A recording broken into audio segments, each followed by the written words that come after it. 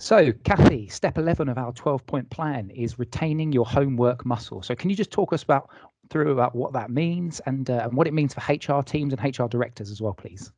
Yeah, and I think this is becoming increasingly relevant, Chris, with the latest guidelines out from the government this week. Ultimately, most of us, the sort of office-based employees, will be working from home for some time to come. And whilst we've been putting in place probably more temporary arrangements to enable home working for our workforce, we now need to think about, okay, so if this is going to be longer term, let's say over the next 3, 6, maybe longer months, actually as a business, what do we need to do to provide the necessary infrastructure and support for our employees to make this as practical as possible? So that might be as practical as ensuring people have got the right sort of working chair or risers for their laptops, for example, right through to really your engagement channels and your employee well-being, and making sure that you're listening to employees who can give you their feedback about what's working and what isn't working for the period of home working they've already had, so that really you're setting yourself up as successfully as possible for the coming months.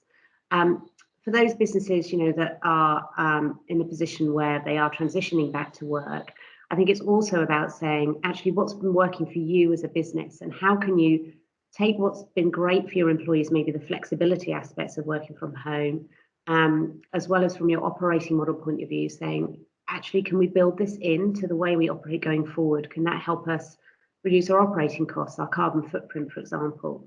So it's reflecting on what's worked, and it's saying how much of this can we retain, and what more infrastructure do we need to provide to make it successful long term? Brilliant. Thank you.